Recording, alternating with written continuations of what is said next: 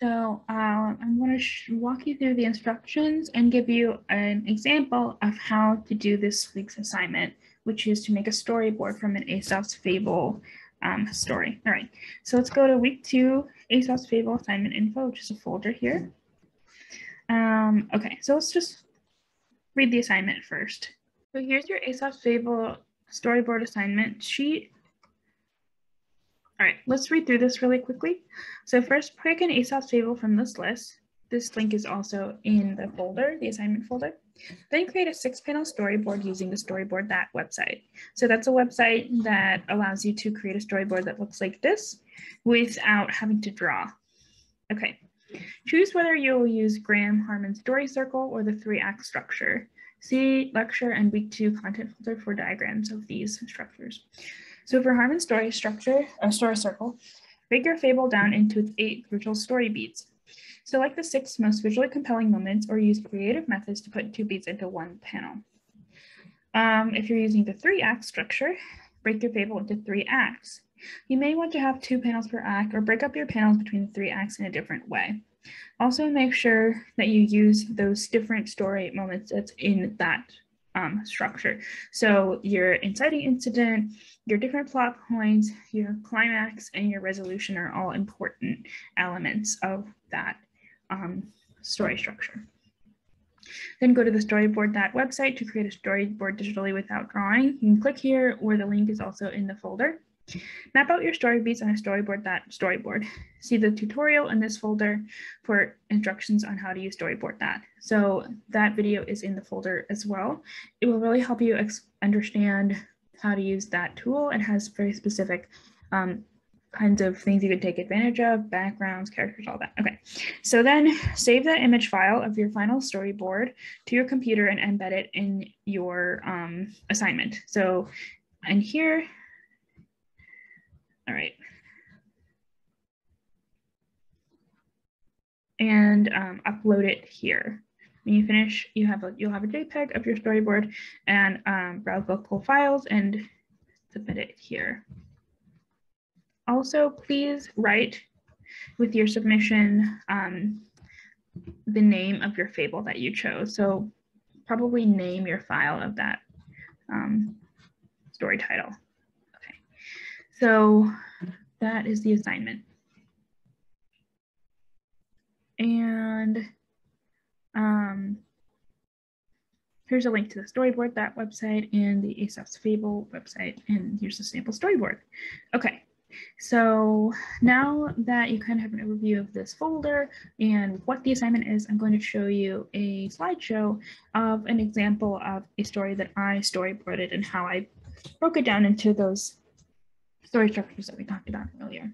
Okay, so I'm going to read you the story out loud, and then I'll talk you through a couple of sample ways to map out the story beats. Okay, the ant and the dove. A dove saw an ant fall into a brook. The ant struggled in vain to reach the bank, and in pity, the dove dropped a blade of straw close beside it. Clinging to the straw like a shipwrecked sailor to a broken spar, the ant floated safely to shore. Soon after, the ant saw a man getting ready to kill the dove with a stone. But just as he cast the stone, the ant stung him in the heel, so that the pain made him miss his aim, and the startled dove flew to safety in a distant wood. Lesson: a kindness is never wasted. Okay, so if you recall, the 2 structures we talked about were the 3-act structure and the story circle. So I'm going to give you an example first of how you could map this out using the 3-act structure. All right, Act 1, Act 2, Act 3, you have your setup. You're kind of establishing information before the story starts. Then there's the inciting incident, plot point 1, which launches you into Act 2. Act 2, the tension is rising, things are happening. Then there's a key turning point, a second plot point that leads you to Act 3, which is a crisis. And then leading up to the climax, the most active and intense part of the story where all the preceding events are coming to a head. Then there's a resolution of the problem and a wrap up.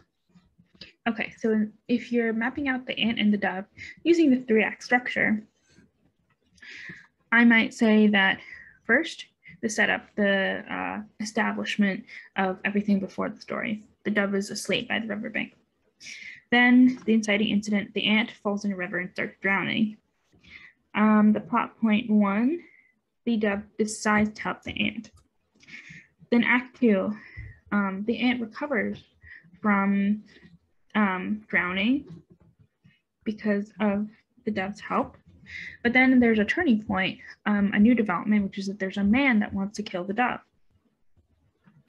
So the man starts to throw the rock. This is the crisis in Act 3.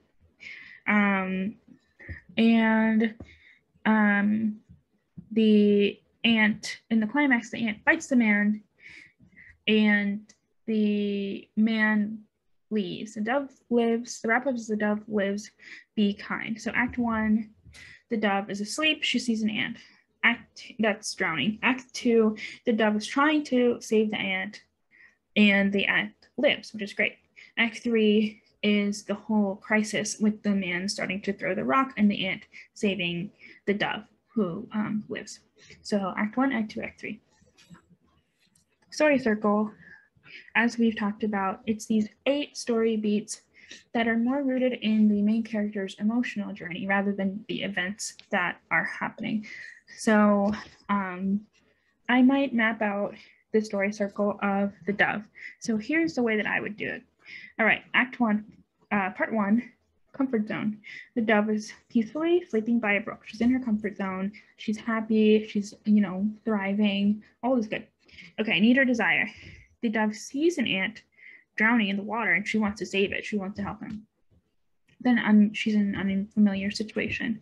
The dove uses the grass to save the ant, which she's never done before. Adaptation. So she tries to adapt to this, but she's not doing it very well. She doesn't notice that a man comes up and is trying to kill her. She gets what she wanted. So link 2 and 5 are linked, right? So her need or desire to save the ant, and she does it. She saves the ant. The ant gets back to shore and he's alive. So, but pay a price. She gets what she wanted, but she pays a price. So the price of Dove being selfless and saving the ant is that she doesn't notice the man is there and wants to kill her with the rock. So she returns to comfort when the ant stings the man and the dove can escape. So she's able to leave and go back to her comfort zone. So 1 and 7 are linked. Having changed. So she goes back to her sleeping spot. She's thriving again. She's grateful that her new friend saved her, and she has a new appreciation for being kind to others. All right, so that's the story circle of Dove's emotional journey. Okay, so now we get into the storyboarding part, which is a little bit different. It's making it visual. It's not totally, but it is different than just writing or just like breaking things down. It's for the first time thinking of visuals, like the way you would if you're a comic book artist, picture book artist. You're taking a conceptual story and showing it to people through images. So I wanted to give you it's an intimidating process.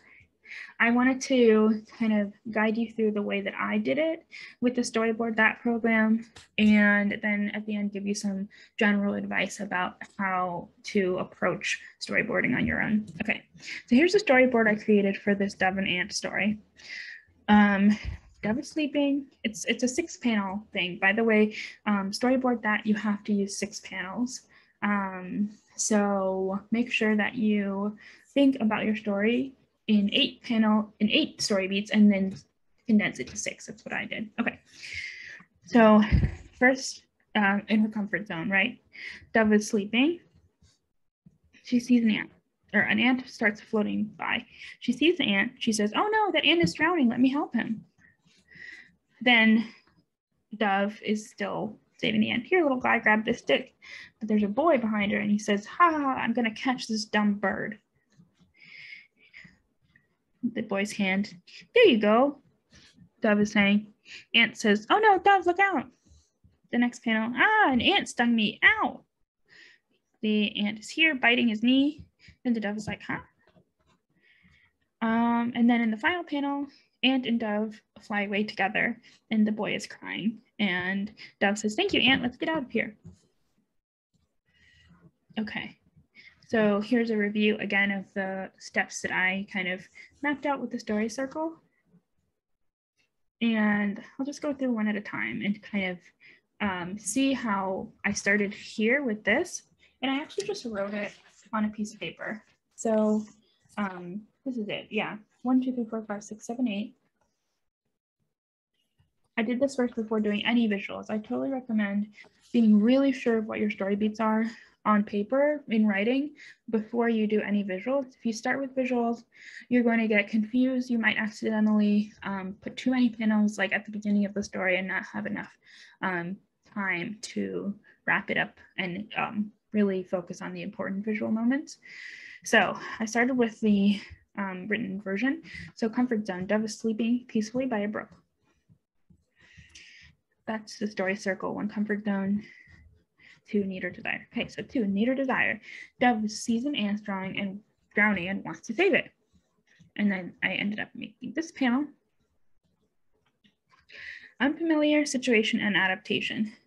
Dove uses a stick to save the ant, which she's never done before. She doesn't adapt well. She doesn't notice the boy.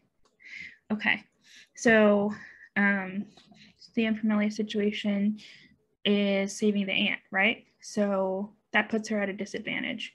And here I decided to have the villain, the man, be a boy. I just thought it was a little bit less threatening and also fit better in the story like panel. And I decided to have it happen earlier, kind of have this suspense like building up earlier than it is in the original story. Okay. They get what they wanted to pay a price. Does save the ant, but she's distracted and doesn't notice the boy about to grab her. All right. Oh no, Dove, look out. There you go. So that's this panel. 7, return to comfort. Dove can get away because the ant stings the boy. Man, ant stung me. Ow. Question mark. And the ant stings the boy. All right. And then finally 8 on the story circle. 8 on the story circle is the character returns to comfort having changed, right? Returns to comfort. And the 8th panel is this, having changed. Dove escapes with a new friend, Ant. She's grateful and takes him with her. Thank you, Ant. Let's get out of here. All right.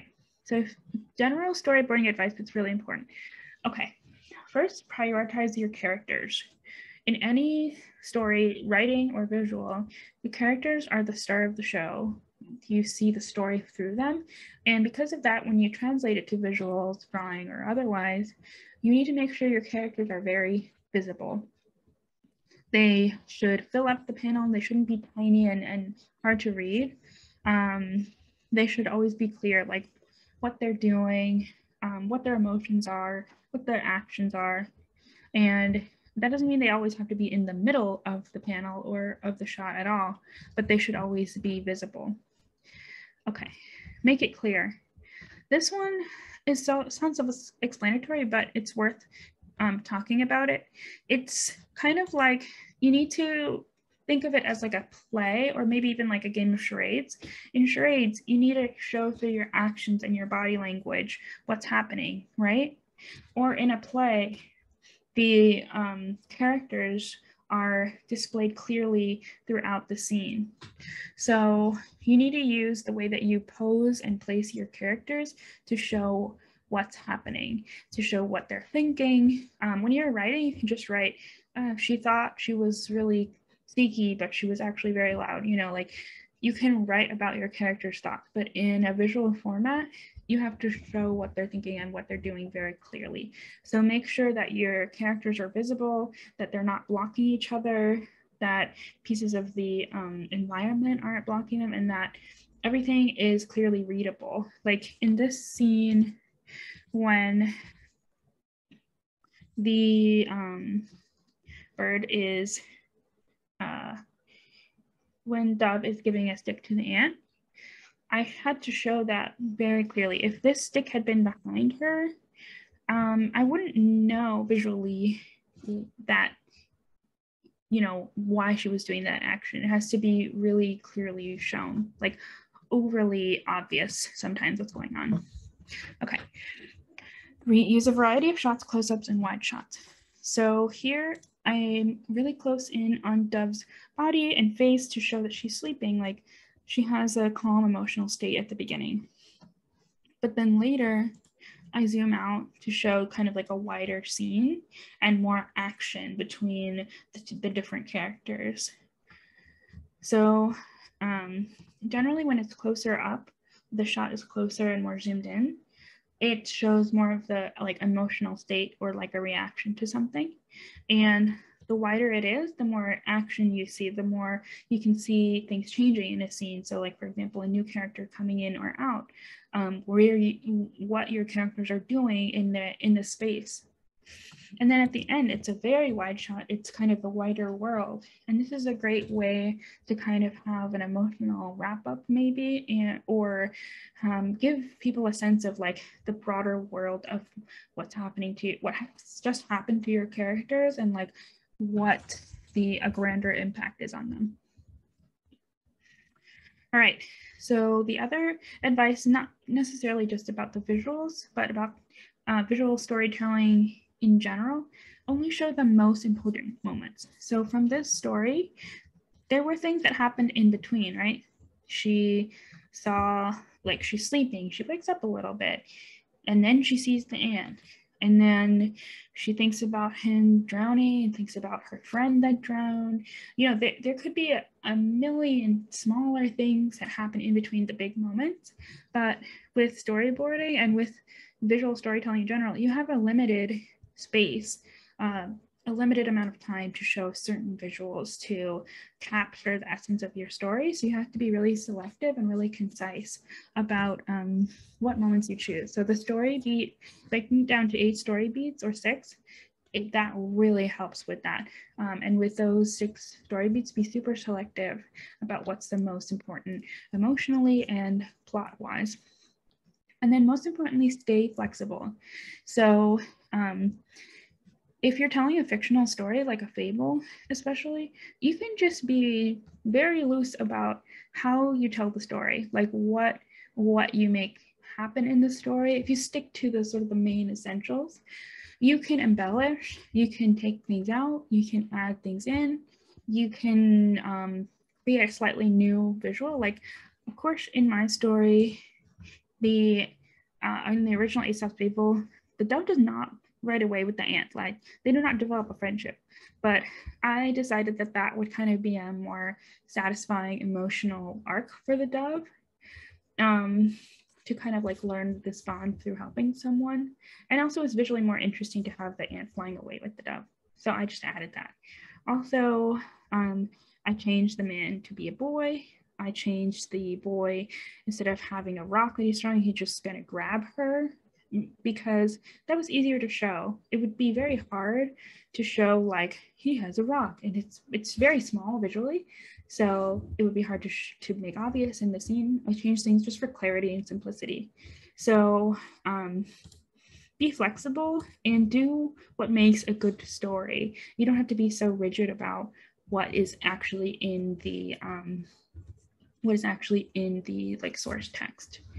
Okay, so that's my example and advice about storyboarding. I can't wait to see what you all make. Okay, bye.